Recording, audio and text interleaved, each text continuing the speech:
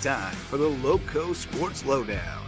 Here are your hosts, Justin Jarrett, Wes Kerr, and Max Arraj. Hey, that's us. And this is the Lowco Sports Lowdown, and Javon Livingston is the first one. Welcome, Javon. He's first.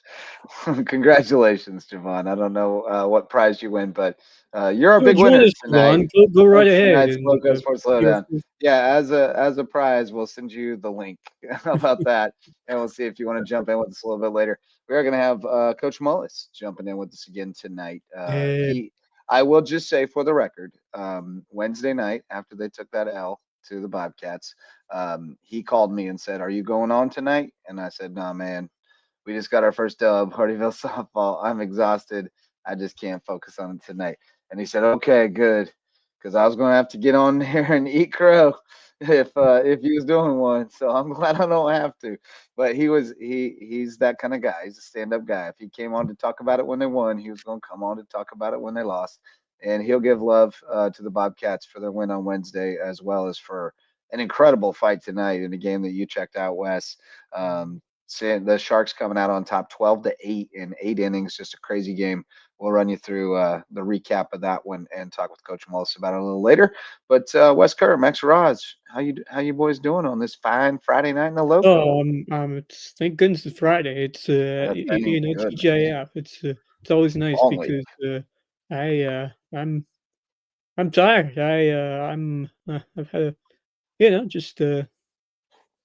I'm feeling good. But hey, it's great to be a part of Bluffton athletics tonight. I was over at the Den, and there were not just one, not just two, but 3 games going on. We got softball, baseball, and boys soccer. And there's a place in the stands of the soccer or football field where you can stand up on the bleachers and you can watch the baseball field, and you can just turn around and see the soccer game. So I was just doing that the whole night, and that was fun. And we'll get to it later, but absolutely insane baseball game over there with Mayweather coming on top in extra innings. Good win for the Bluffton boys as well on the soccer side, but yeah, just great to go out there and watch 3-1. Which is sometimes you don't do that very often, just because a lot of things are spread out across the area, but not this time. Good. Well, good and even on some campuses, you might have 3 events going on campus, but there's not. Yeah, they're not all packed they're not together. as compact as they are. Like Hilton Head, you couldn't do that because you had. Right. Well, I guess you could. Hilton Head, you still have a view of the soccer field, the baseball field when you're on the soccer side, but not as good as the one you had at Bluffton. So that was pretty cool. It's a beautiful spot to be when the sun goes down too, man. It is really pretty over there. Really pretty. But yeah, great night to be out at the ballpark wherever you were tonight, or out on the soccer pitch, what have you. We had a lot of big games going on tonight, and so we're going to get you caught up on all of that. I was looking for one specific score here that I know I'm missing, so forgive my distraction for the moment. But oh yeah, they didn't. Huh? Why didn't they play? Why didn't Hilton Head and Colleton? Did they play 3 games? Shows they played 2 on Tuesday, but that doesn't sound right.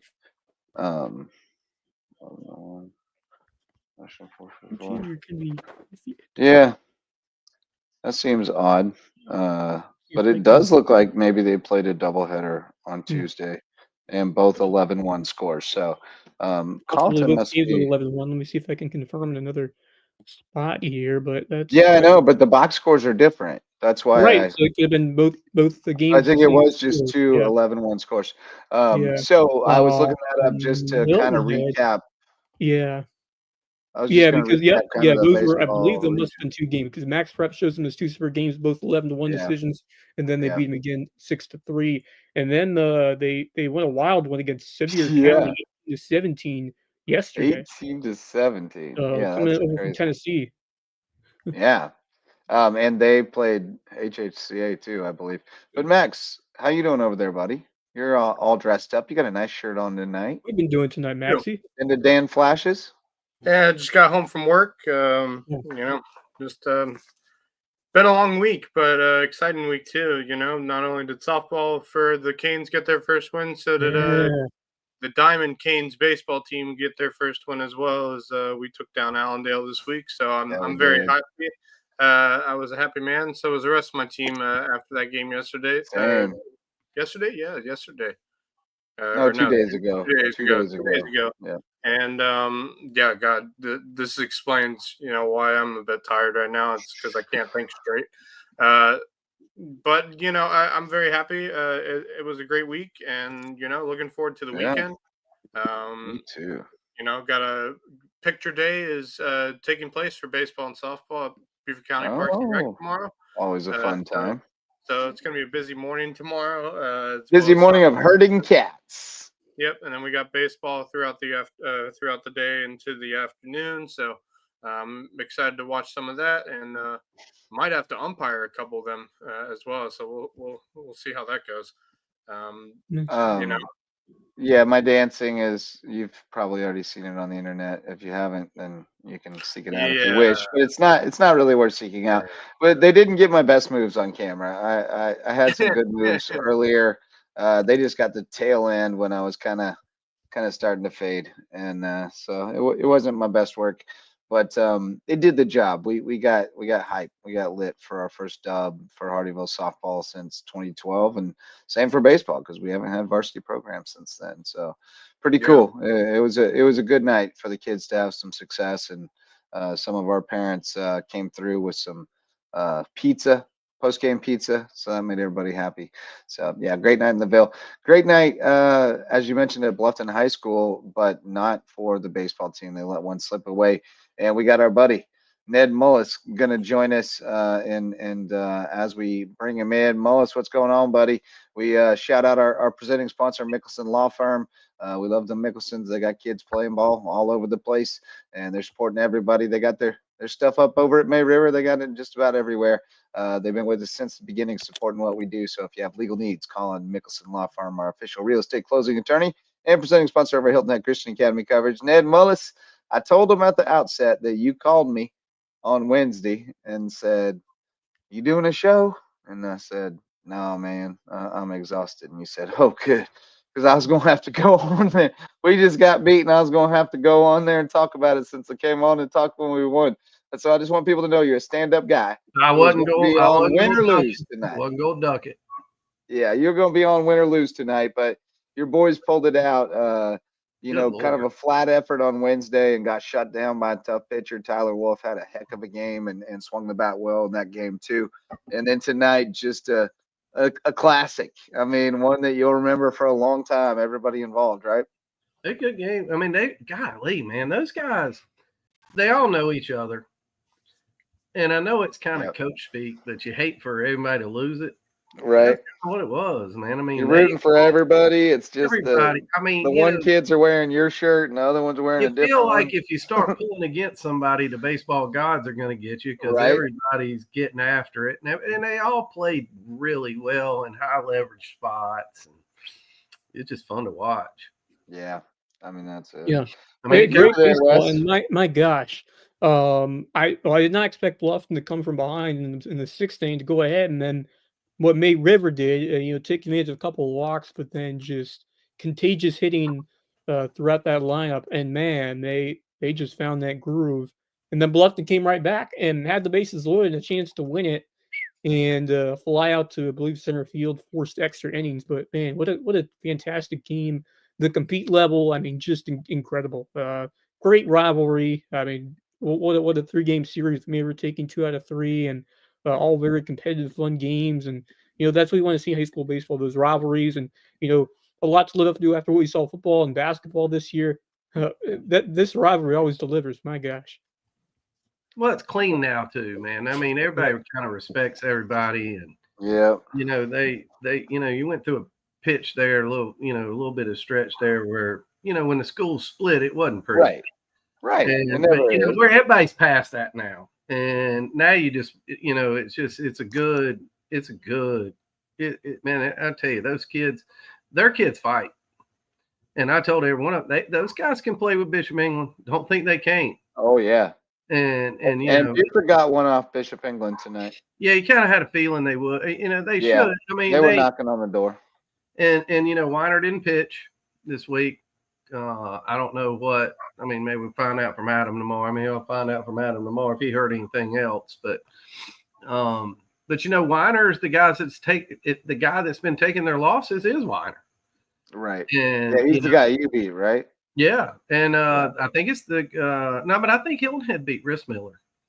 And okay. But they they can play with those guys. They can play with those guys. Those guys swing it. And I just finally, it was nice to see some of our guys come through when it was time. And, young kids, Conti got some run tonight at short, got a big hit, good Lord. Talon Putnam might have hit the hardest hit baseball I've seen in high school baseball in a long time. He one hop that 378 sign, boys, and that's a big yard. Yeah. And, a real big yard. But I mean, those guys, like I said, you can't, win-lose or draw, you were going to come out of there feeling pretty good either way. Yeah. Because you saw enough either way. I'm sure Coach Kitty feels the same way. I mean, you hate to lose. Don't get me wrong, but golly, man, you gotta be happy when you guys stand up in a big spot. Yeah. And, so I got the updated region standings here, as far as I can tell. Bishop England's at 6-3, and that's a half game ahead of Beaufort and Bluffton because they're 2 up in the win column and 1 down in the loss column. They're both 4-2, and then y'all are sitting at 3-3, but you played, 2 of the 3 teams ahead of you already. And then Hilton Head at 4-5, Colleton at 0-6. So, it's still the top 4 spots and top 5 spots. I mean, geez, Hilton Head's only 2 games out of first. So it is still very much in play for everybody. Yeah. And we get boys, y'all want to go watch some good baseball next week. It's gonna be out there. Beaufort and May River. Yeah, Bluffton Hilton Head as well. And Bluffton Hilton Head next week. Beaufort May River, that's gonna be good. Yeah, it is. Yeah, it is. Yep. Some grown men. You go see some arms. You go see some arms next week, boys. Yeah, it's gonna be a really good baseball. And this, I think Colleton has. It looks to me like they've maybe lost some guys or something. They haven't been as competitive recently. So it looks like they may be the one but still. We've talked about how easily they can jump up and bite you. You never know. Of you. I mean, they it's we can't take anything off. Right. Yeah. Right. I told you the Sea Sharks can lose to Bad News Bears. The Sea Sharks, the Sea Sharks came out Wednesday night. Tyler Wolf bedazzled them. But I mean, I don't want to take anything away from them. We didn't play Right. Yeah. They beat us Wednesday. Yeah. And we made sure our guys knew. And that's what you told me Wednesday night when you called me. You said we just got beat. Now I got to come. And every now, I told you I didn't leave that place mad. Shit. Every now and then you just get beat. You tip your cap, move on. That's right. That's the game. And and give them and that's another thing. Give them all the credit in the world because I'm gonna tell you, we put it to them Tuesday. I mean, that was about as good as we can play baseball. And they just tightened up, and 24 hours later. But what's the old saying? You're only as hot as the next pitcher. Yeah, that's right. But Max dealt Wednesday, and but they did a lot of the same thing tonight, man. They just kind of hung around. Michael Morgan pitched really well tonight, but Bluffton has a way of just kind of hanging around. And it looks like they work really tough at bats. Oh my God, they'll grind you, and then it just seems like every time they get guys that hit when they need it, and that's the way you go have to beat Bishop England. Mm-hmm. You go have to get a big hit when you need it. You might beat them 2-1, and you only got 4 hits. That's exactly, but strung 3 together. If anybody holds that crew to 4 hits, that's a night's work. They're doing something. And but we banged out a lot of hits tonight. I know at one time it was 2-1 and we had 9 or 10 hits. We just couldn't get runs across when we needed it. Yeah. And but yeah, you were up 2-1 for most of the game. I know it was 3-2 and they had 5 hits. And I was like, oh man. It was 2-1 and then Bluffton scores 5 in the 6th to seemingly take control at 6-2. But y'all come back with 6 in the 7th. So you've got an 8-6 lead. Bobcats tie it in the bottom, but then you score 4 in the 8th and win it 12-8. So. And you got to see some young guys. I think that I can't remember the guy they brought in. I think he's a junior. He's their left fielder. He was in a high leverage spot. Colin Sanchez. They brought in Ryan Gull was their first reliever. And I don't know if he's young, but he's not. And then Nate Ulmer came in to get the last Who's the starter? Who's the starter? That would be James Basil. He went 6 1/3 tonight. I need to get to my game changer doesn't have the. I think he was somewhere around 85 pitches. He was really good. Yeah, he was at 89. His dad's a good friend of mine, Jamie Basil, longtime like me, longtime BYS board member and past president, and now he's coaching just like me. He's coaching his daughter now in softball. He's the Bluffton Middle softball coach, and doing a heck of a job over there. He's watched him cut up our JV last year, and we had a really good JV. Yeah, and then Basil's tough. And I knew he was going to be tough, and then that kid really, really good. Did I hear you say, Hilton Head played doubleheader the other day? I heard that. 2 11-1 games. Yeah, they beat Smack out. They beat him pretty good. But then they played them tough in game 3, 6-3. So they're capable of that for sure. What was I gonna say? So yeah, that's the baseball. Looking at other scores on the baseball side. Hilton Head Christian 7-3 over Wilson Hall. So that's another good win for them. That's a sweep. Is it a sweep? Well, they won the other night when we were talking. Yeah, I don't know if they played. I don't think they played 3 game sets. I think they played 2 game sets. I might be wrong on that, but yeah, I don't know for sure. I think they hit some home runs tonight too. They beat Wilson Hall 7-3 tonight, 3-1 the other night. And yeah, I guess that's anytime you beat Wilson Hall, that's a pretty good win. Sure is. Yeah. They've got some interesting games coming up. They got Tallulah Falls. I'm not sure where they're from on Tuesday. I know where Tallulah Falls is. Tallulah Falls is right up there by Clemson. Oh, okay. And then they got JP2 twice. Got at Ben Lippin. They got Orangeburg Wilkinson. Ben Lippin I've seen Ben Lippin good in the past. Yep.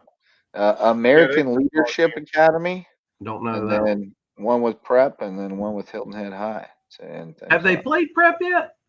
No, well, they're not in the same classification anymore. So they're just playing them one time at Prep on Monday, the 21st. I'll tell you what, that's going to be good too. That's going to be a good one to watch. Prep won again tonight.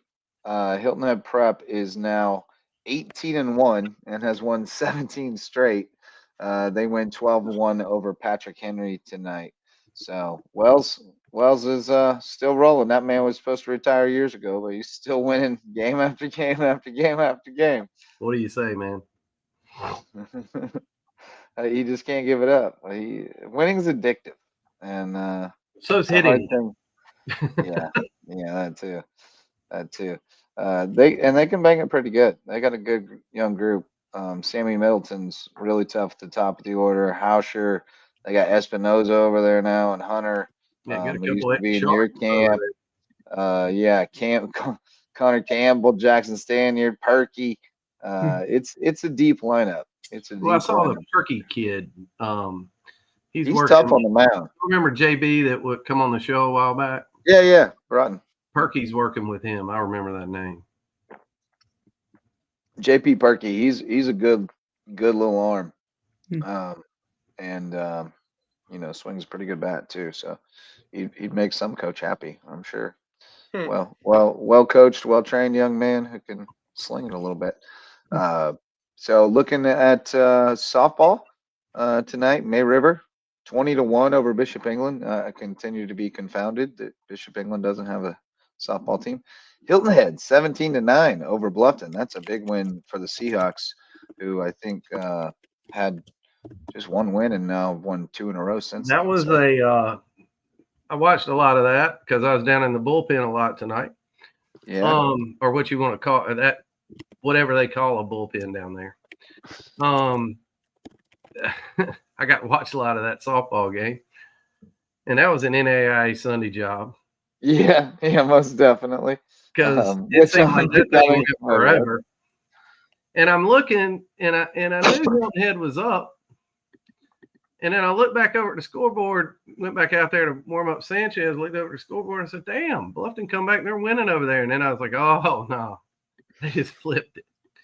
So it wasn't 9-7, it was 17-9 or whatever it was. Oh, I got you. Yeah, I had to look at the numbers on there. I was like, oh, I got it. No, it snowballed on the Bobcats in the third. They gave up 9 that inning, got behind. Through there somewhere. Yeah.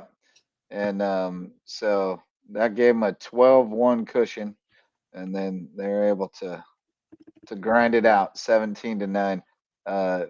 Seahawks, according to their own game changer, win in spite of 13 errors. Oh my! Oh, yeah, that's dodging a bullet. They still won the game. Wow. That's dodging a bullet. That's a dodging a bullet. Yeah, that's crazy. That would be probably because the Seahawks walked a bunch of people, or the Bobcats. Yeah, 7 walks and 12 hit by pitches. Who'd May River have tonight? May River had Bishop England, and it was a beat. Oh, is that who you said? I thought you said it was somebody. Okay. May River had Bishop England. No, is Buford? Buford. How about Buford? Colleton beat Buford 9-3 last night. So or 9-5. How's that girl doing that was on the show with us? The Rass girl. Where'd she end up? She is at North Greenville. And she's doing well. She's not the only one there. Also catcher from Colleton, Jordan Slocum is up there. So they are they've worked together as the battery pretty frequently, which is pretty cool. You know, 2 kids that played travel ball together and you know, played against each other in high school from our area, teaming up there is pretty awesome. Trying to see what Jordan's been playing decent bit. She's made 9 starts in 13 games. Speaking of softball and college softball, you know who else is really hot right now is Casey Lang. Oh yeah. Yeah, Brian this week. Casey's killing it. So Kylie, in her freshman year at North Greenville, she's appeared in 24 games, 15 starts, team high in both. 4.35 ERA, 142 WHIP, 10-2 record, 3 shutouts, 6 complete games, a save. She's got 73 Ks and 78 2/3 with 33 walks. So she is doing the thing. She's doing it as a freshman. And, you know, there's some girl. You know, we always talk about the boys playing on high level and talk about, hey, you know, look at Lehman, look at Horn, look at, you know, whoever. And there's some girls playing some high level softball too. You know, Kylie Gleason's still playing. I mean, she's getting after it. I mean, there are a lot of girls that have went on. Absolutely. Great job.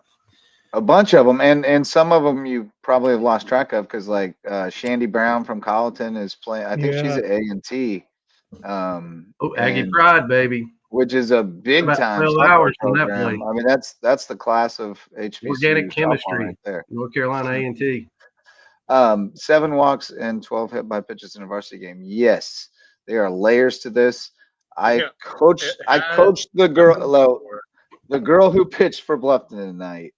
I coached her in 10U softball like 3 years ago. Okay, I think she's in 7th grade.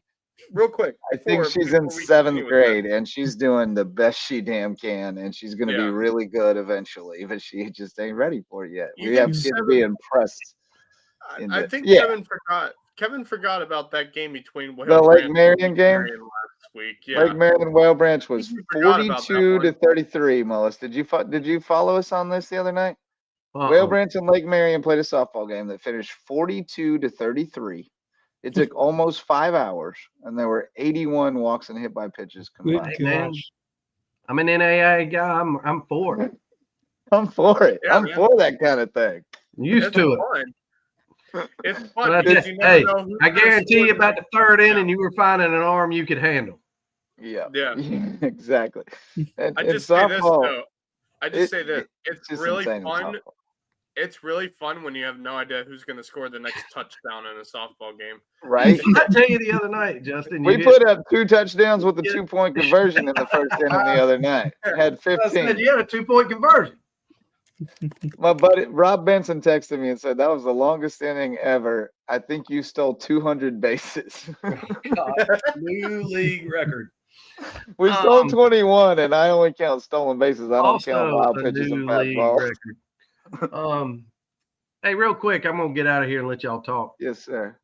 Who does? Are y'all Wes? You doing the USCB game next Tuesday? Oh, they're on the road this weekend. They're at Lander. No, next Tuesday. Well, next Tuesday, yes, I'll be there. We're playing Middle Georgia. All right, we are. I know I'm talking this to myself right here. Sorry, everybody, but the my old travel team, that my son played for, and a bunch of them, they're having like a little reunion out there because Tate Abbott's coming in town and Jake Tanner and all the guys. So y'all might have a little bit of a rambunctious and rowdy crowd out there next week. Oh, great. Sounds good. I don't know who they're playing, but Tate's playing there. I'll just say this, though. That might be one of the more exciting things we see in USCB baseball this season. I just wanted to kind of mention that because I don't know, everybody bangs up travel ball a whole lot. You know, everybody loves to tell you about the downside of it. Mm-hmm. Nobody ever wants to tell you about the good side of it. Yeah. Because these guys make lifelong friends. Yeah. And you know, it's just fun to listen to them, how they're all, you know, I was kind of on that text chain, and I mean, you know, that's baseball, boys. You're getting to hang out with your boys, and it's just, I'm happy for them, and you know, that's why we try to work so hard to get these guys to the next level, right? Because you hate to see them have to shut it down. Yep, just play. I mean, you just got to find an opportunity, and there are a lot of opportunities out there. It's not always just Division One. There's other, and you can make it from lower levels. We've seen that before, but and now at this era of the transfer portal, you don't have to start D1. You can start D2. Look at some of these. You look at the Final Four. Some of these teams like in Auburn with like a bunch of D2 guys who have got the opportunity to go up to D1. I mean, it doesn't matter where you start. Just find an opportunity and excel. I think with the new rules, I'm not sure that that's about the only avenue you're going to have. Right. It's going to be rarer and rarer for high school kids. If you're not the best guy in this state, you're not going to Carolina. Right. You're not going to Clemson. And I mean, I'm not being ugly. I'm just being truthful because, I mean, if these guys are trying to play in the damn College World Series, they can't go get a high school shortstop in development. They got to go get some dude that hit 330 at JMU that they know what he can do. Correct. And I mean, honestly, it's going to be to the point where junior college is a great way to go because eventually. Well, I mean, it always was in baseball. It was. Like, JUCO always was a different animal in baseball. Especially if that guy wins that lawsuit. Right. Yeah. And those years don't count. You know, and you can go. That's what I'm saying. But I mean, I think that's still. I don't think that's a done deal. I think that's currently applicable only to football and. Yeah, I don't think that's basketball. A class action job. I think eventually, if it does, the way the NCAA has been able to do with these rulings, because all of a sudden, you know, every now and then it's just like, yeah, do whatever you want, because I believe. I don't think they're going to do that, Max. I would love to see it. I don't know if we'll see it. I don't think. I tell you one thing. I know athletic departments. I spoke to a lot of guys about this because we're trying to get a handle of it, of which way to push guys. Mm-hmm. And the COVID stuff has been a nightmare to athletic departments. Absolutely. God, yeah. And they just can't. You know, they can't budget. They can't really do the stuff with their guys. The coaches hate it because they don't know who's coming back. They don't know who's, you know, and think if you see anything, they're going to try to put it back in the bottle, not dump it out. I think you're right. And but I don't think they can. I mean, that junior college, that would just be a mess. Yeah. Because then you're talking about, with a red shirt year, you're talking about guys getting 8 years again. Right. You could have guys theoretically get 8 years. Multiple, 2 more years of eligibility back on the end when they're already in year 6. And if they redshirted, if they redshirted a year at the JUCO, they're going to get 8 years. Yeah. And because you go get 5. Right. And I mean, but they're scared to death of that. Yeah. And do we need to start a clock and say you have 5 years from the time you start your eligibility to finish your eligibility? I can't see that. I can't see. It feels like that would be some kind of discrimination suit waiting to happen. Well, that's what they're trying to do, though, because they're taking away the red shirt and giving you the 5th year. Right. So right now you get your clock, you get 4, but you got a red shirt, you can get the 5th. But they're going to go ahead and give you the 5th, so that way. And something else we ain't touched on. We're talking about the transfer portal and stuff. Have y'all talked about the high school leagues ruling yet?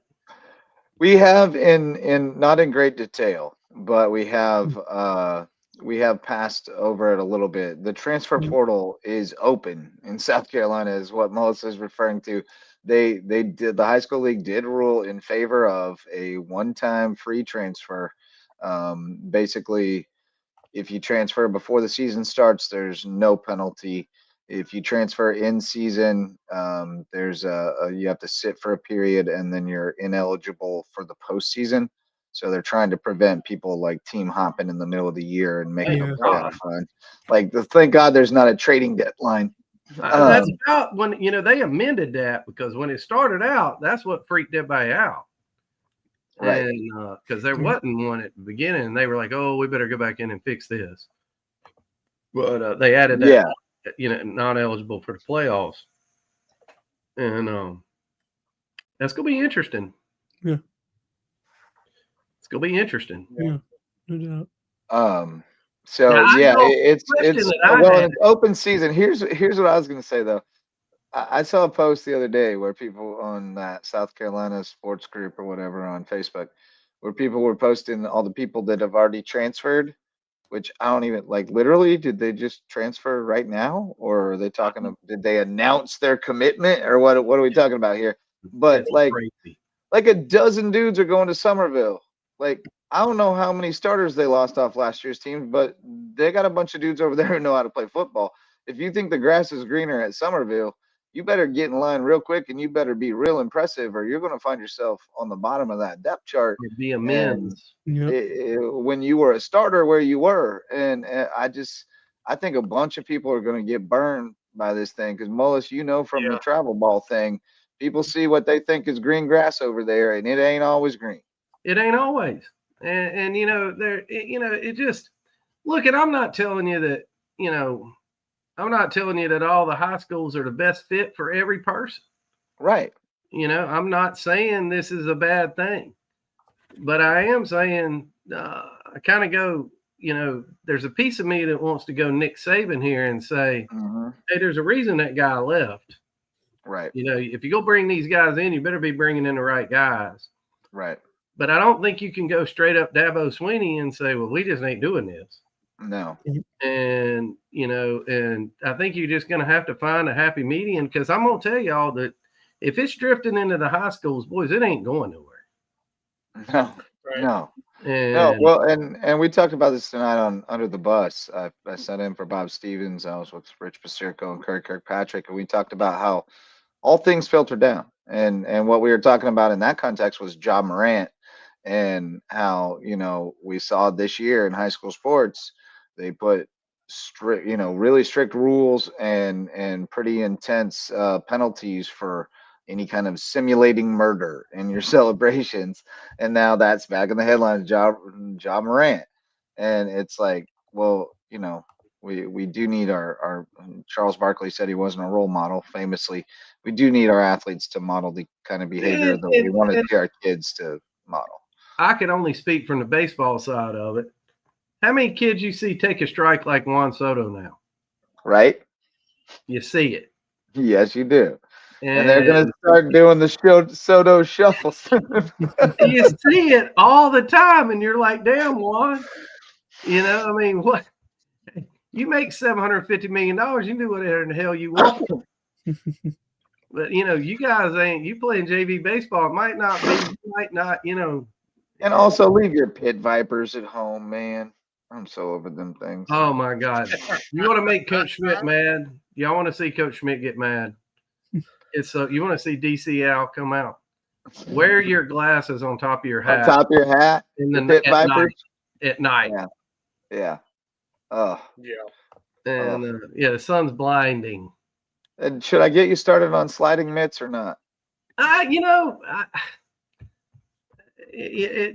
I'm all for protection. I think those things are getting a little out of hand. I thought they were a good idea when they came out. You know, I mean, you wear your hand. If you slide right, your hands go get it, your backhand. Right. But you know, they're using it for different stuff now. You know, half the time you see them put it on one hand, slide with the other one. Oh yeah, it's like I tell our guys all the time. How much more protection is that than your back gloves?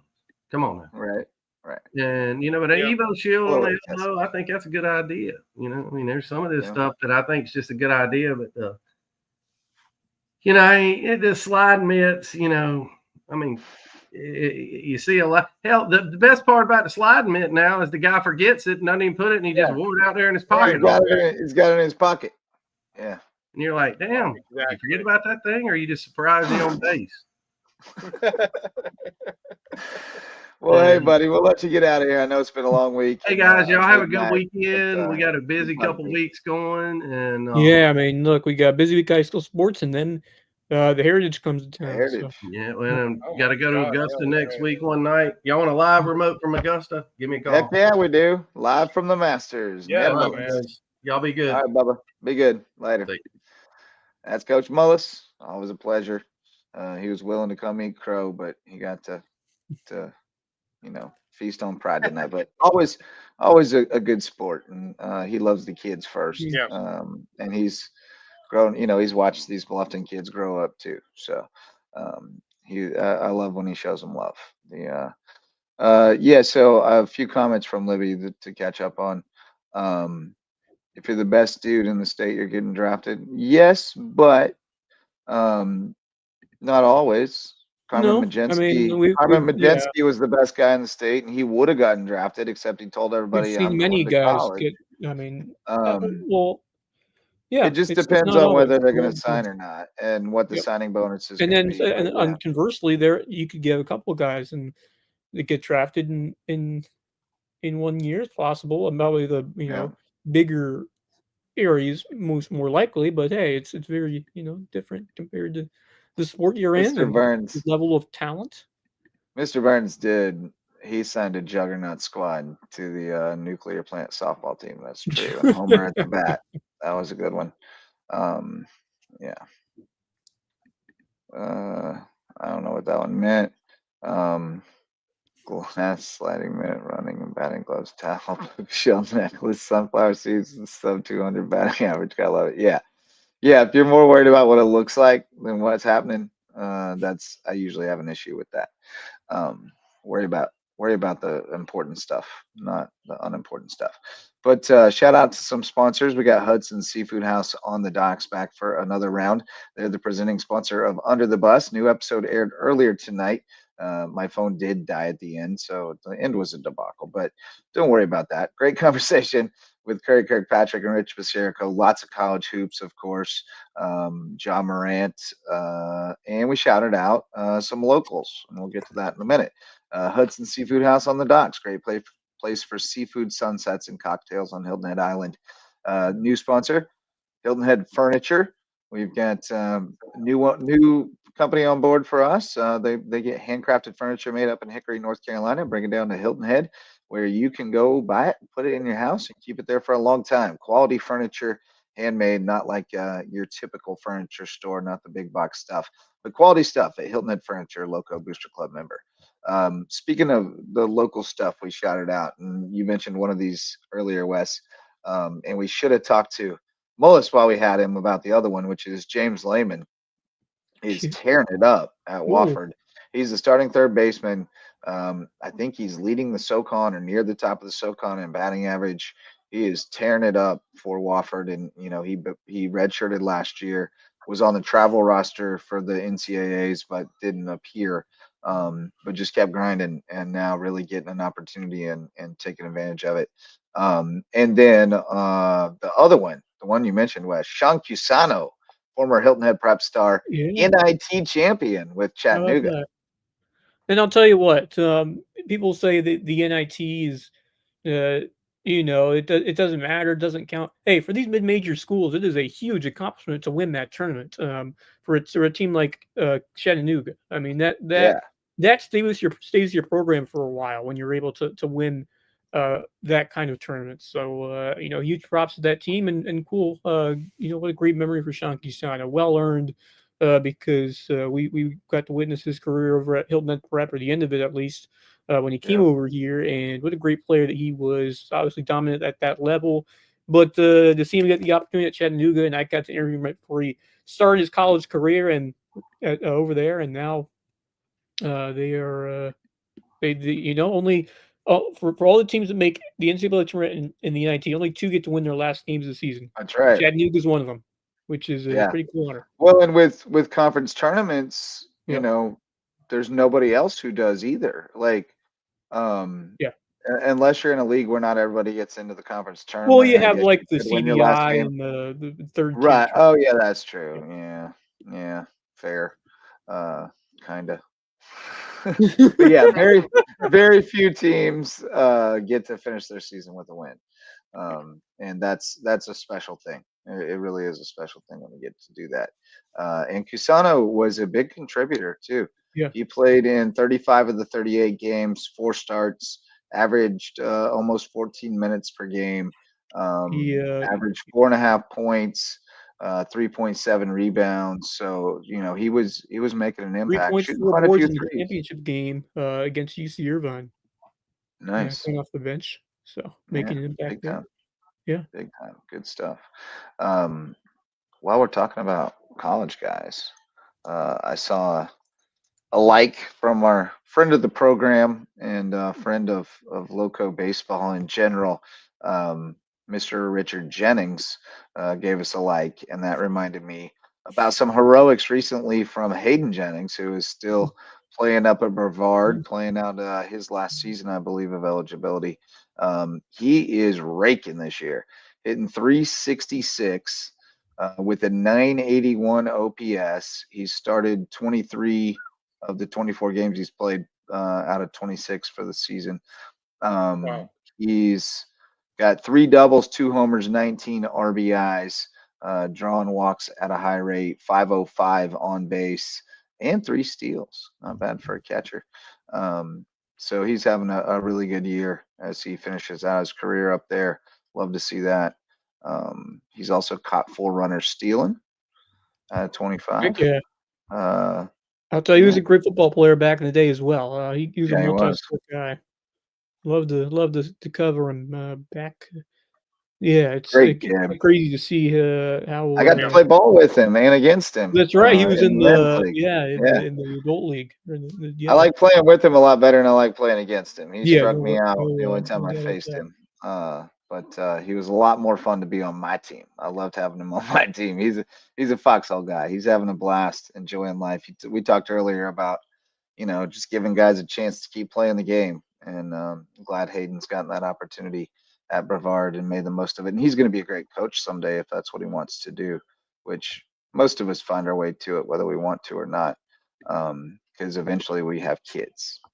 And then somebody has to coach them. And it's kind of hard for those of us who know what's going on to just sit back and not do it ourselves. So I suspect Hayden will be out there one day coaching, and I think he'll probably fall in love with it. In fact, if he wants to come to the Ville next year, we could probably get him on staff. But Anyway, boys, what else you want to talk about? Y'all want to talk about, I should say. But my words aren't working. We should probably not talk about USCB baseball taking a 15-0 L today. Hey, road games are hard. Road games are hard. That's like I said, that was a good Landry team. I told you beforehand, like that Landry team is really good. I know. Only counts one game. I don't care if you lose 4-3 or 20-0. It's one game. So just move on to the next one. Hopefully you didn't use too many arms, or at least try to conserve your arms so you have guys a good tomorrow. You actually play. Looks like they're playing 2 tomorrow.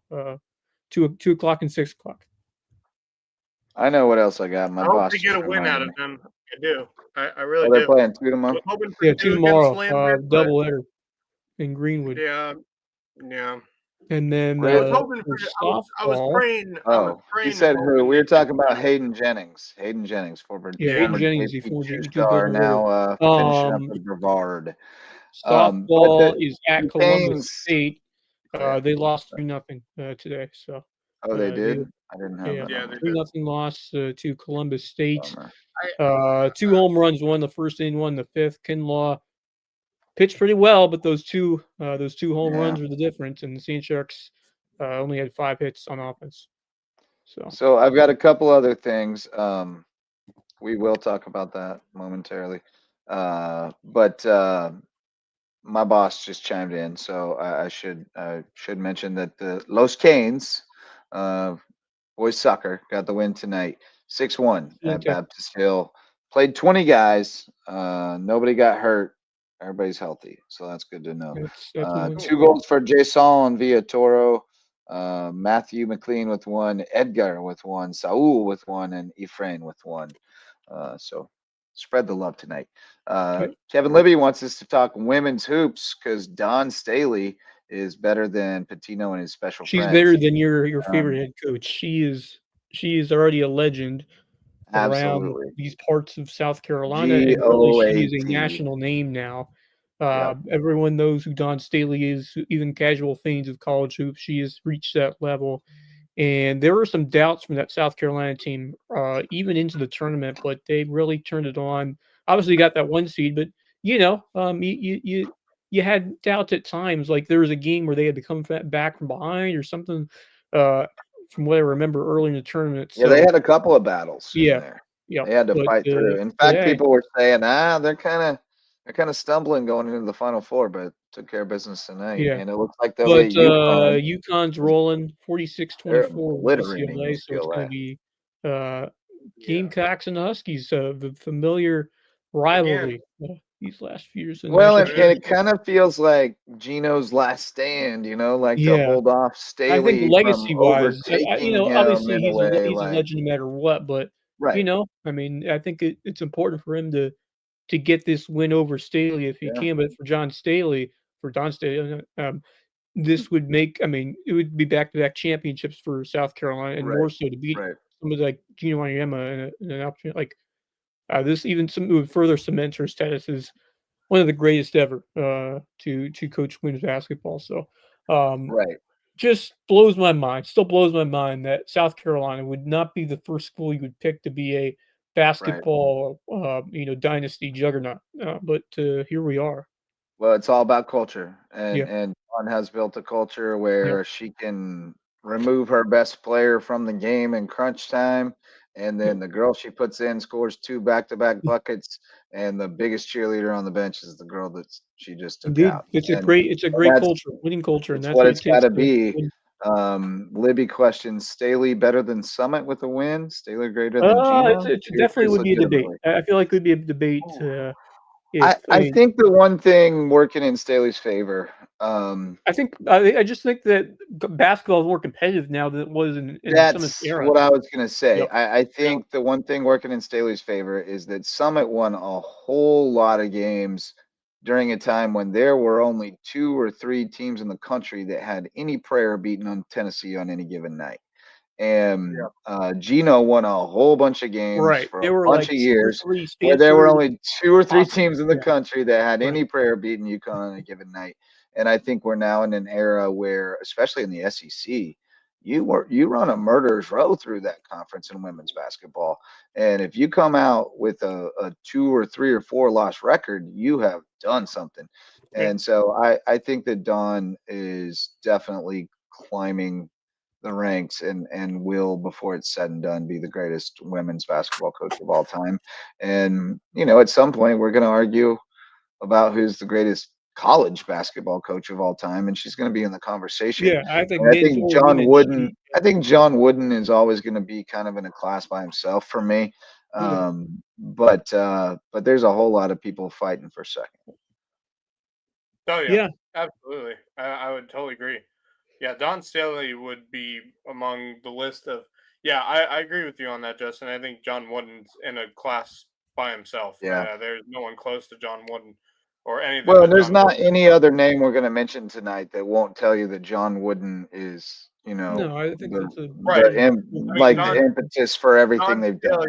Dawn Staley, I believe right now, Dawn Staley is in a group with names like, Coach K, but that would be Pat Summit.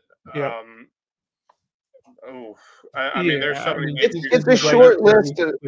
Well, and it becomes an even more shorter list when you start talking about people who have done it, quote unquote. Now, if South Carolina wins tomorrow or Sunday, it would be 3 and 4 years and 2 in a row. I mean, how many? Right.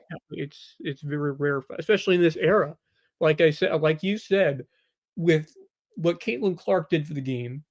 Yeah. Last year, you just look at what she did last year. You look at just a couple years before, where you got to see really the competition strengthen.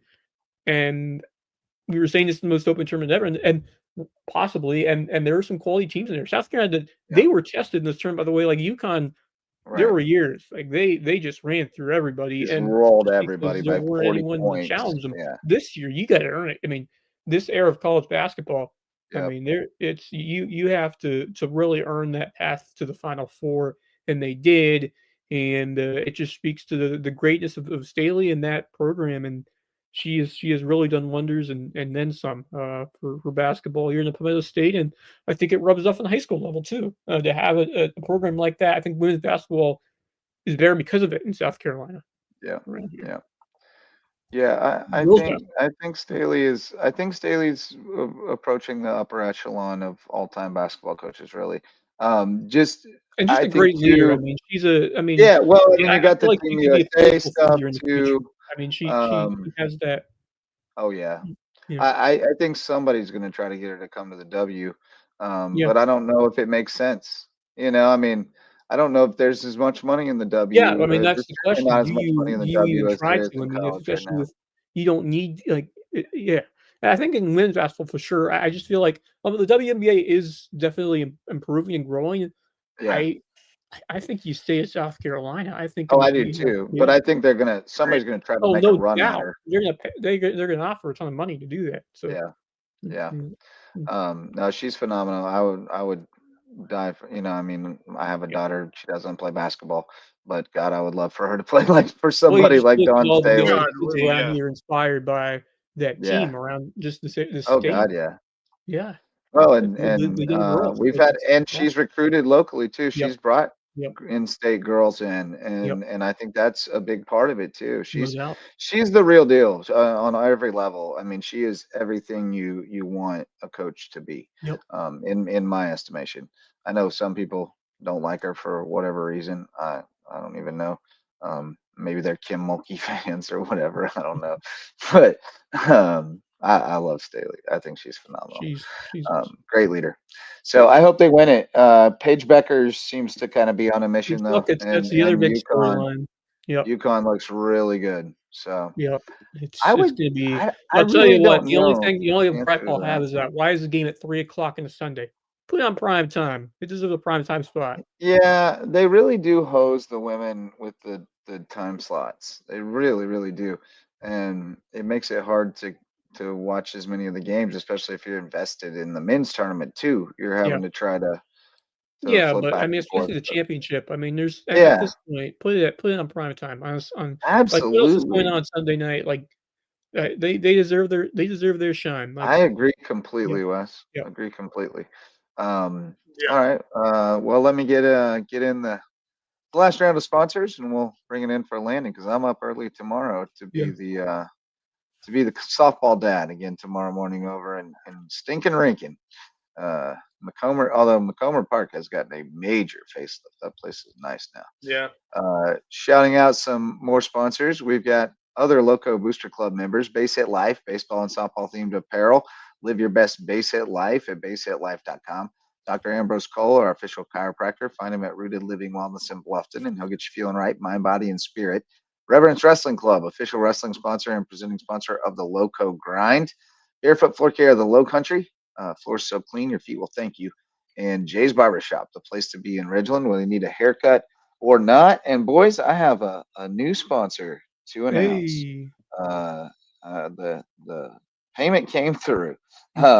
You may recall that when we had Coach Richard Barron on from after the Hilton Head Prep state championship, the boys won it again. Coach Barron let us know he was retiring, and he told us he was going into business. Hilton Head HHI Windows and Doors has joined us as our latest Lowco Booster Club sponsor. You can check them out at hhiwindows.com for HHI Windows and Doors, your view to the Low Country. Thanks to Coach Richard Barron, formerly of Hilton Head Prep, the state championship coach, who had an excellent final act in his coaching career down here in Sea Pines. We appreciate the support from Hilton Head HHI Windows and Doors. Appreciate y'all. All right, boys, final thoughts? Yeah, I mean, I know Max is certainly hits more to him, but big news in the NFL: Julio Jones has officially announced his retirement from the NFL. Someone who I grew to hate because I was a fan of one of the rivals, because it seemed like he always burned us, or at least a lot, throughout his career. Except the years where he actually had a secondary, a few years, but most of the time he lit us up. And Julio Jones, certainly one of the better receivers over this past era of professional football, and left a big mark on that team and on that city. And certainly hurts that he couldn't get the big one when they were that close to it. But heck of a career for Julio Jones, and set an example for so many others. I mean, you look at inspiration on that level. Those kids are in that Lynn area. They look to Julio for the. I mean, they had a good quarterback for a number of years there, but really they wanted to play like he was Julio. the guy. It went through him. It went through him. He was a dominant player at the height. I mean, it kind of went straight from Roddy White, who had a couple of really good years over there. And then Julio Jones kind of took over, and he was that guy. Yeah, he was fun to watch. Can I reveal a neurodivergent secret that will make me either relatable or very weird? I can't talk about Julio Jones without singing "do do do do do do do do." Me and Julio down by the schoolyard, which is especially wonderful when covered by one of my all-time favorite and most underrated bands in the world, Me First and the Gimme Gimmes, who do very basic pop punk covers of all your favorite classics, like Me and Julio down by the schoolyard. So anyway, that's my neurodivergent secret for the night. I will never forget, and Wes is going to hate me for this one. I will never forget when I was watching the Falcons taking on the Panthers at the Georgia Dome, when Julio Jones, Matt Ryan throws a bomb down the field, and Julio Jones catches the ball out and over what I think it was Luke Kuechly's head. He got mossed. And got mossed. I remember that. I think I remember that play when it happened. One of the craziest things I've ever seen Julio Jones do. And let me give you his final stats, by the way. 13 years, 914 receptions for 13,703 receiving yards, 66 touchdowns, and 7 Pro Bowls. He will go down as one of the greatest wide receivers of all time. Yeah, he's a no doubt. I mean, he's a pretty solid bet to be honest. The one thing I would say that I think he will be most proud of is, well, I mean, because if I'm not mistaken, he was with the Eagles. Yeah, if he is right, I mean, he's over 13,000 receiving yards. And they're only Yeah, I mean he is right up there with some of the greatest in terms of those statistics and just the consistency that he played with. Yeah, I think he's headed to Canton for sure. He was one of a kind. I mean, there's not many people that could be like Julio Jones. You know, the dude was big, tall, physical, and fast as hell. I mean, that dude was one of the best players I ever got to watch in my life. Yeah, he was crazy. He was one of the most. I remember when he was a freshman in Alabama, just being like, "My God, how is this man a freshman?" He was just crazy physical. He was a grown man. I will. It's just I hate seeing him go, but man, what a career he had. Yeah. There's not many people. Yeah, you have to respect him for the career that he had. Yeah, he was dominant. At the height of his career, he was absolutely dominant. As much as we've seen in this era of NFL football, but obviously we're seeing a new era unfold now. But in the 2010s, I mean, Julio Jones was the guy. There were some others, including AJ Green, who had a couple of really good years. Former South Carolina product. I mean, there was a time when people debated who the best receiver was in the NFL, Julio Jones or Antonio Brown. You know, like Antonio Brown. That happened. Don't have much respect. Carnell does not look like Julio Jones at Alabama. That's I'll tell you who I'd love to see in the Hall of Fame. A little bit does. I really hope this is Steve Smith's year. Yeah, Steve Smith Sr.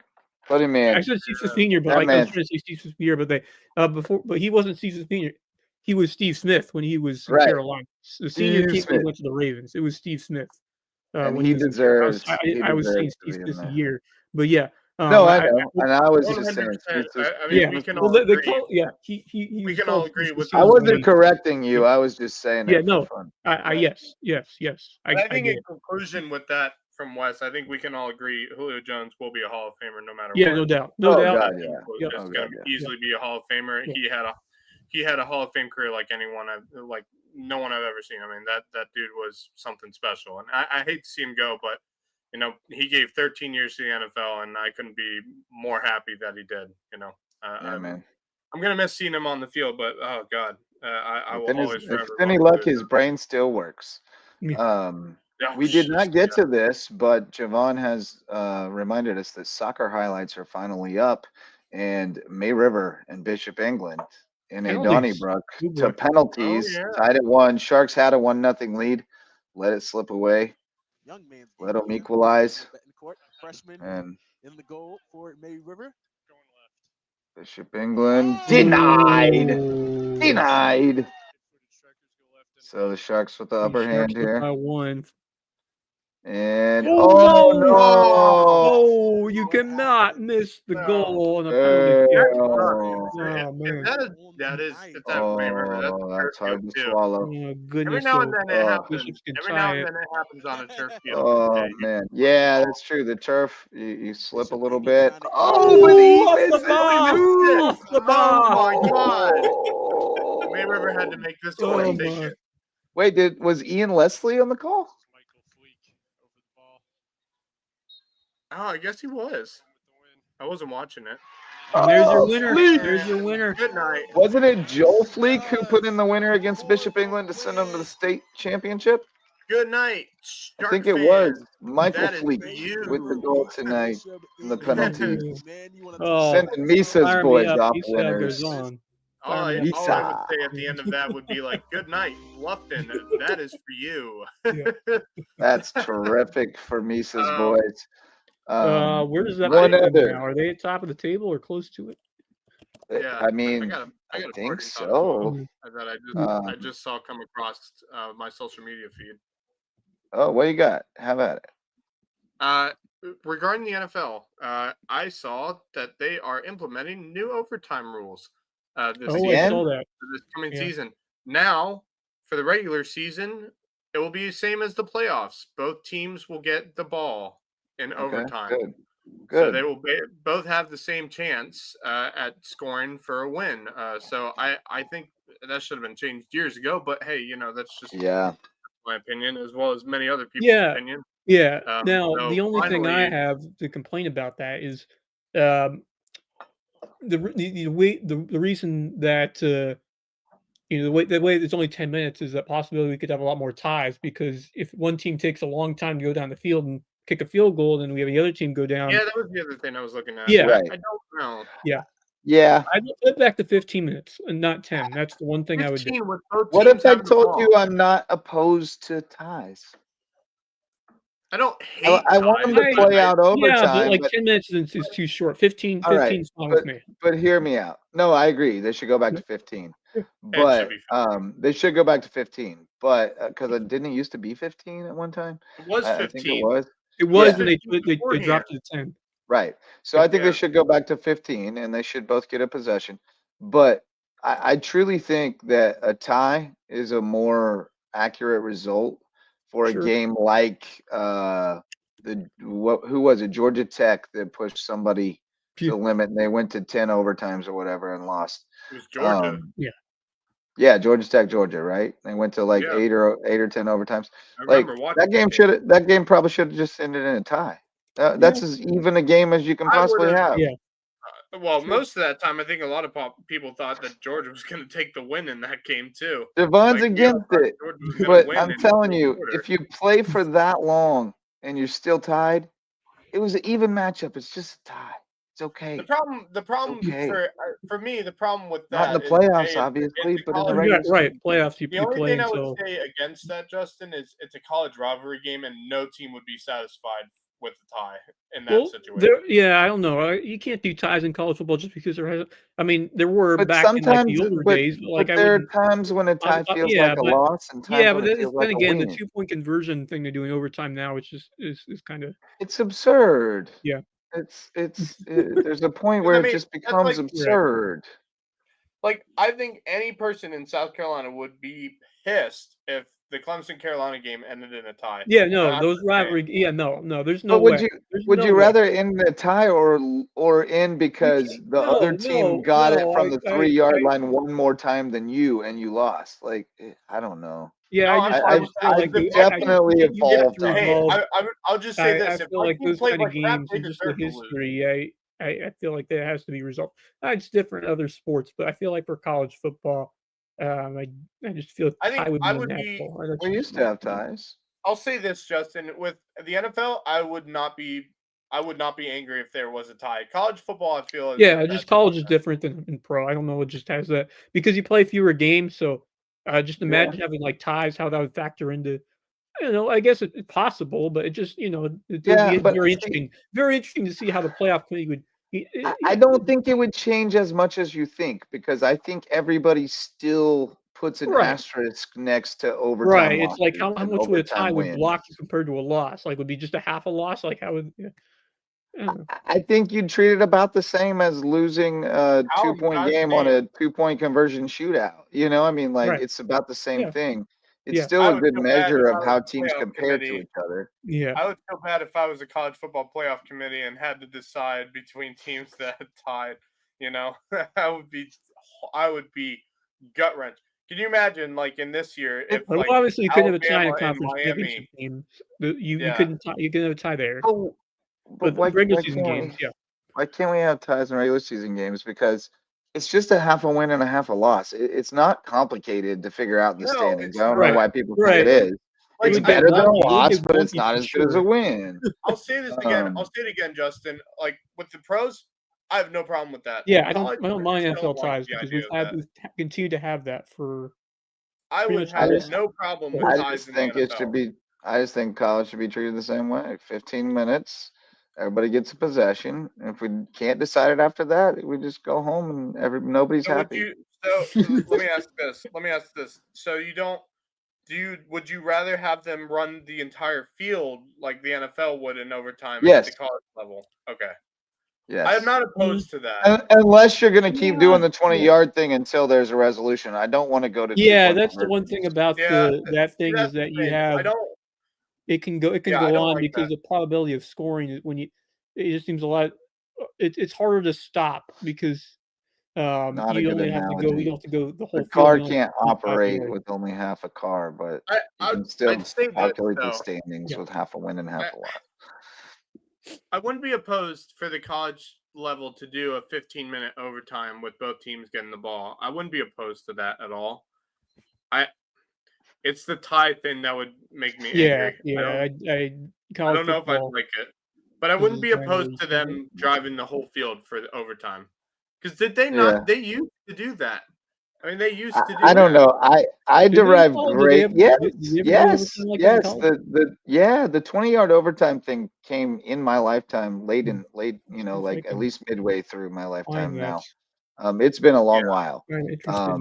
But yes, we used to have ties. Like Penn State would finish like 9-0-1 and win the mythical national championship. Yeah, like that happened. I wouldn't be opposed to seeing it. I wouldn't be opposed to seeing the college football playoff committee figure out where everyone's going to be based off of win loss. Again, it doesn't really impact that much. Overtime was introduced in 1996. It is provocative. Did they ever do a clock in overtime, or was it just I'm pretty sure it was just like NFL. It was just golden goal, sudden death. Flip the coin, see who wins. First one to score wins. I guess it was. Yeah, it was. The tie game is impossible if the game spent during inclement weather, completing the second half in regulation. I'm not opposed to it. Oh, I'm not opposed we got to a weird stat coming from Misa. Okay, this should be interesting. I'm not opposed to doing the 15-minute thing at the college level. Yeah. I'm not opposed to it. I don't know if I would like it, but I'm not opposed to them ending games in ties. The only thing I would say is college Montana. No, he was still playing in '96. When was the last year of tie in college football? What year did he retire? Yeah, see, that's what I said. The last time Bishop England came to May River, Joel Fleek scored the final goal, sent him into the championship game. Tonight, his younger brother Michael. Oh man, love to see that. I said that when we watched it. I was like, "Hold on, Michael Fleek." How about both against Bishop England? Obviously, stakes were a little bit higher the first time because it was a playoff game, but still, it was the lower state championship, if I'm not mistaken. Yes, it was. They sent the states and they went. And Carlo was there on the camera. Carlo Perusa. Yep. Man, that was insane because not only that, but he was placed in like the last minute. April '95. Okay, yeah. I was gonna say. Didn't he score like 2 goals in the last like minute or 2 minutes? He did. He scored the equalizer in the winner, like in rapid succession, and then he broke his leg early in the season the next year and was out. Oh yeah, that's. Well, that was the COVID year where it was So. That was rough. That was rough. I'm not opposed to the 15-minute thing. I think I just find it weird just because I've never seen college football. Yeah, it would be weird, but I mean, like that in my lifetime. It'd be weird, but I'm not opposed to it. The only quarterback the Chiefs had between Steve Fuller, who didn't really pan out, and who's the next decent one? Yeah, well, Alex Smith. You got to go Alex Smith. Yes, we had back end of his career Montana for like 3 years, and he wasn't the same dude. Right. Well, he wasn't the same dude then. Smith had a couple of good seasons, and then Mahomes learned from that year. Yeah, Montana was never the quarterback at the Chiefs like he was during his run. It was not. No, I mean, they had a couple good years there with Montana, and they had Okoye, and they had Barry Ward. But not prime Montana. Ooh, that was a freshman keeper. Freshman keeper with the stop in PKs tonight for me. Outstanding. Indeed. We'll have to get Misa in here soon. Steve Grogan. Yeah. No, Brody Croyle, bro. Brody Croyle. Tyler Thigpen. Tyler Thigpen. That's a name, man. I forgot about that name. He was an exciting young quarterback for a little while for Kansas City. We hadn't had anyone exciting as this since Joe Montana. Like it was that kind of deal. It was rough. We had Elvis Gerbach. He was one of our. The Kansas City Chiefs suffered with football. I mean, it took them enough. Well, there were several years to finally get a second Super Bowl. I mean, they'd been waiting since what was it? What did they win? Super Bowl 2 or 3? It was one of the very first ones. It was one of the very first Super Bowls, I think. Montana's peak was when he was on SNL, back when he was in San Francisco, and he did the bit about don't worry about me. I'll just be in my room, and I won't say what he was doing in his room. But he couldn't keep his thoughts to himself. He would speak them out loud all the time. Yeah. He told people the things he shouldn't tell. He was great. He was great on SNL. That sketch sticks with me to this day. I have seen that. I watched it as a child. It's a good one. I'm just saying, I think Kevin Libby's gonna need to do some more research, man. I mean, Montana was still. Montana is still one of the best. He felt like a savior. He felt like a savior in Kansas City at the time. But yes, agreed. But I mean, he will go down as among the best quarterbacks. Right. I mean, obviously, there are debates to be had there. His time with Kansas City is more forgettable than it is. I do believe. I will say, if Jerry Rice had been paired with any of the other great quarterbacks of the time, they would be considered among the greatest of all time as well, because that dude was unreal. Difference maker. Who, Jerry Rice? Unreal. Jerry Rice. Unreal. James Taylor or John Taylor, Dwight Clark, like they had some serious players on that team. Roger Craig coming out of the backfield. Man, those 49ers teams were tough back in the 90s. They were. But all right, boys. One other parting thought I wanted to get to that we have not mentioned, and that would be something that our guy. No, not tonight, Bo. Misa's asking for the link, but I got to go to bed. I have to travel softball in the morning. Yeah, I can't. We'll have to get him in another night, Monday night perhaps. But our buddy Jimmy Searson brought to our attention this morning something that was already on my radar, but he put it into pretty succinct terms. And that is the turnaround of the Colleton Prep softball team, which really wasn't a turnaround. They started 0-9, but that's because they played a murderer's row. Right. They are now 6-11. They went 4-0 in their region and won the region. Outscored opponents 72-0.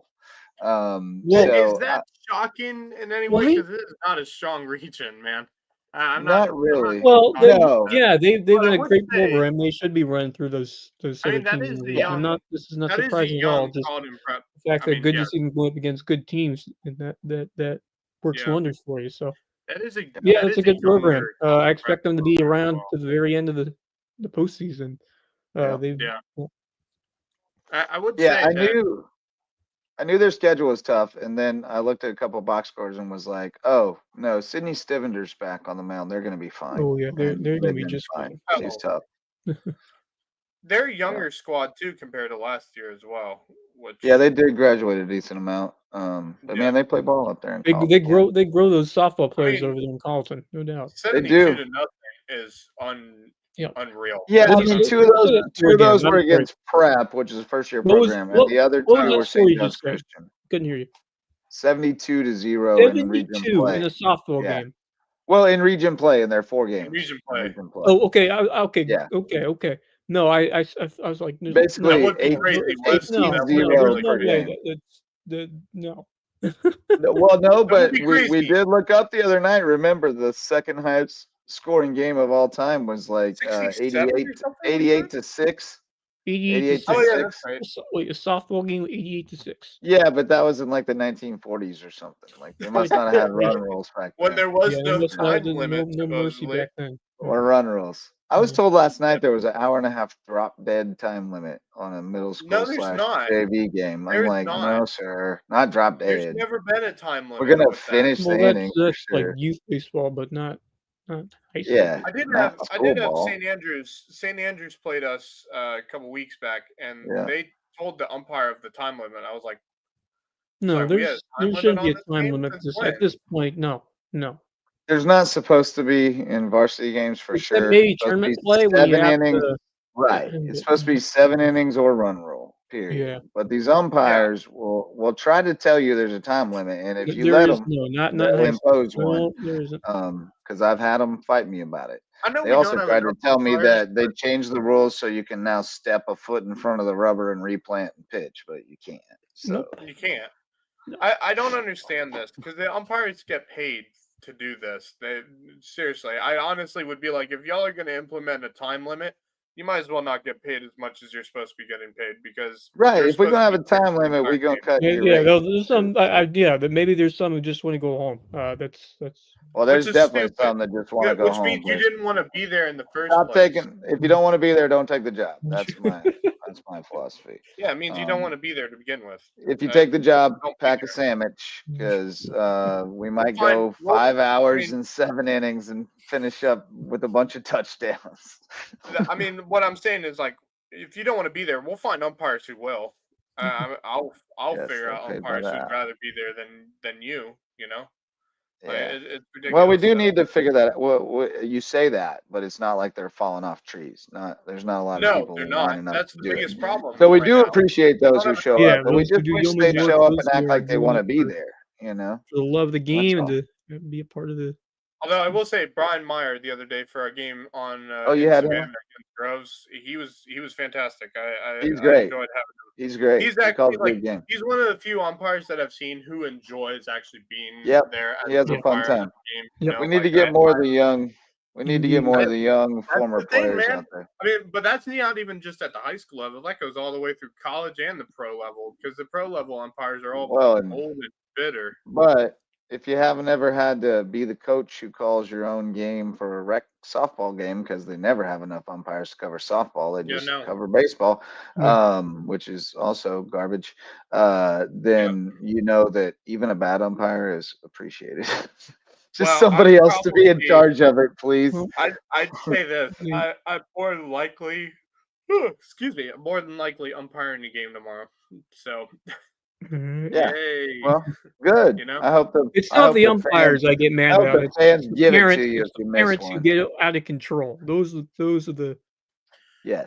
That is actually very true. Wes. Well, and I don't had some instances with that. I don't get mad at the umpires for messing up, because that's human. No, but I do get upset. I do get upset when they're so thin-skinned that they won't even talk to you about the fact that they messed up, or they deny, or they gaslight and try to tell you something's a rule that's not a rule. But that's who you are, Justin. But there are parents out there, and we're not naming them because we don't know. No naming names. Who yell at the umpire and say, "No, yeah." But that should not be happening. That should not be happening. Yeah. The head coach can talk to the umpire if there's an issue, and nobody else needs to talk to him. It does. We are going way over time, man. I don't like it. Yeah, we're like 25 minutes into parting thoughts now. A few things came up, but we're gonna get out of here. Yeah, I do have to sleep. I'm tired. Man. Yes, good officials admit when they're wrong, keep it real. Amen. And parents are why umps quit. All right, boys, great show tonight. Enjoyed it. Sorry to those we didn't give enough love. We'll get you some more love on Monday night, as well as wrap up what all went down this weekend in the Lowco. Hilton Head Sharks play tomorrow on the road. I think so. Right? Hold on. Let me look. They played the Spartans last time, right? I think they played. No, they played the Wolves, right? They played the Spartans now. Played the Wolves. Hold on 1 second. They had a weekend they played off. Tomorrow. I don't know if that's this weekend. That was last weekend. They're back on this weekend. Yes, so they do play tomorrow night on the road at Columbia. Yeah. We'll probably have a show on Sunday night. Yeah, we'll have a show Sunday night. Yeah, we'll wrap it up. Hopefully we get some film from it, because that's been an issue for them this year, is getting film from other teams. Well, if we don't, we don't. We'll talk about it on Hilton Head Sharks Central Sunday night. So I'll be out there softball dadding tomorrow. We'll be out at Hardyville Sunday afternoon. One Lowco softball clinics. We'll have hoops clinics going on. I think some speed and sport training with efficiency training, which is amazing. And lots of stuff going on with One Lowco Sunday in the Ville. So if you want to pop out and get some training, go to oneloco.org and get signed up. For Max Arraj and Wes Kerr, I'm Justin Jarrett. Enjoy your weekend, and we'll see you next time. Until then, go Lowco. The LowcoSports Lowdown podcast is a production of Lowco Media LLC and LowcoSports.com, an independent media outlet providing grassroots local sports coverage in the South Carolina Lowcountry. We are sustained by community support from sponsors and patrons like you. Get in the game with a monthly pledge of $1 or more at patreon.com/LowcoSports to keep us going and growing. Go Lowco.